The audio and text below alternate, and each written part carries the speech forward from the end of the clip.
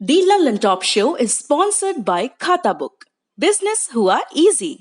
इसका टेक्नोलॉजी का लफ्ज तो कम नहीं हो सकता है, लेकिन क्यूआर का हिसाब सिंपल हो सकता है। क्या? कैसे? खाता बुक क्यूआर से मैन, ये सब ऐप से पेमेंट एक्सेप्ट करता है और फुल हिसाब को एक जगह दिखाता है। अरे हिसाब सिंपल हो गया। खाता बुक, बिजनेस हुआ इजी मैन।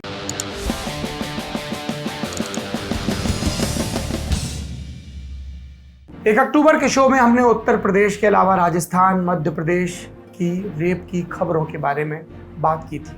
ये भी बताया था कि ये अपराध सिर्फ एक सूबे की समस्या नहीं है। आंकड़े आपके सामने रखे। हाथरस में कथित गैंगरेप की घटना के बाद फिलहाल चर्चा में यूपी ही है। बलरामपुर, आजमगढ़, बुलंदशहर, फतेहपुर के अलावा भदोही का भी एक मामला सामने आया है। यहाँ गोपीगंज के चक राजा राम तिवारीपुर गांव में 14 साल की एक दलित बच्ची का सर कुचलकर मार डाला गया।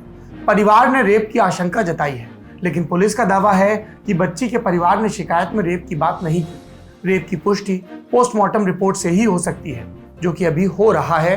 रिपोर्ट नहीं आई है। इस मामले में 2 आरोपियों को गिरफ्तार किया गया है।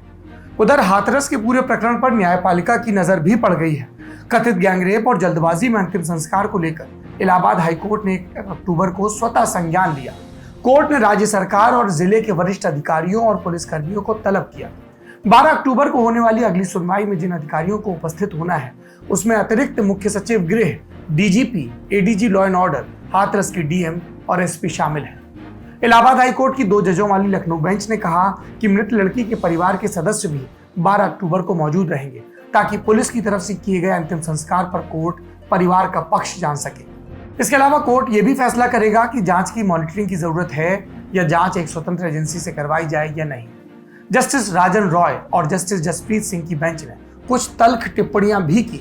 इन्हें गौर से सुना जाना चाहिए। ये इस पूरी घटना को देखने का एक नजरिया देती है।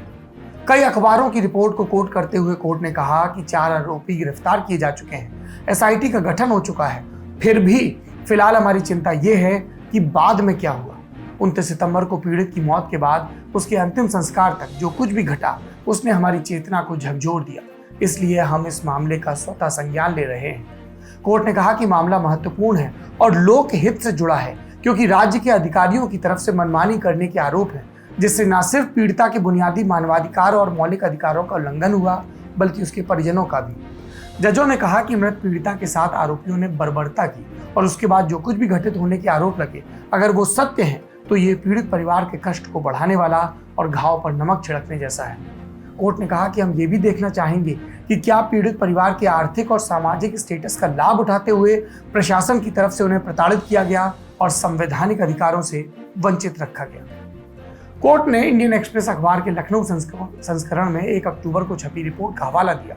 कहा कि ये रिपोर्ट कहती है कि मंगलवार को पीड़िता का शव दिल्ली के सफदरजंग अस्पताल से ले जाने और हाथरस के गांव में रात में जल्दबाजी में अंतिम संस्कार करने के बीच प्रोटोकॉल का उल्लंघन दिखता है और उस पुलिस फोर्स का मनमाना रवैया भी दिखता है, जिसने परिवार को अंतिम संस्कार नहीं करने दिया। कोर्ट ने यह भी जोड़ा कि पिता ने कहा कि उनकी बेटी का शव बिना उन्हें बताए अस्पताल से गांव भेज दिया गया और पिता ने इस बात से भी इनकार किया कि अंतिम संस्कार को लेकर परिवार की सहमति थी। कोर्ट ने कहा कि अंतिम संस्कार रात 2 से 2:30 बजे के बीच हुआ, जबकि परिवार हिंदू रीति रिवाजों को मानता है, जिसके मुताबिक शाम ढलने के बाद या सूरज उगने से पहले अंतिम संस्कार नहीं किया जाता।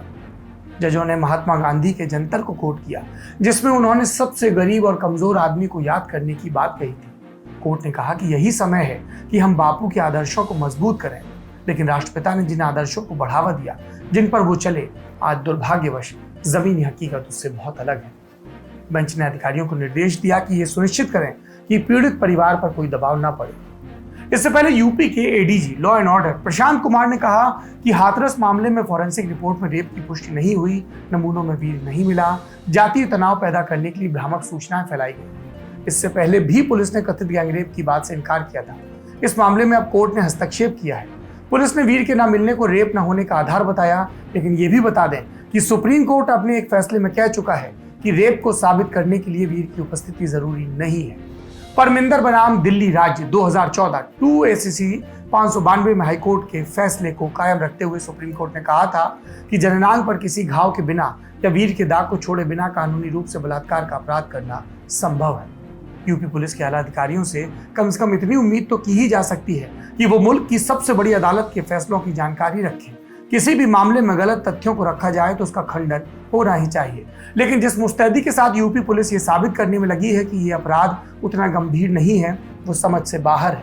कभी कहते हैं रेप नहीं हुआ, कभी कहते हैं रीढ़ की हड्डी नहीं टूटी, कभी जातीय तनाव की बातें करते हैं, लेकिन इस बारे में एक शब्द नहीं निकलता कि 29 सितंबर की रात हाथरस में कानून की धज्जियां उड़ाने वालों पर क्या कार्रवाई होगी। घुटना, कंधा या कमर, चाहे जैसा हो दर्द, डॉक्टर ऑर्थो आपको देता है दर्द से पूरी आजादी, एक भरपूर जिंदगी।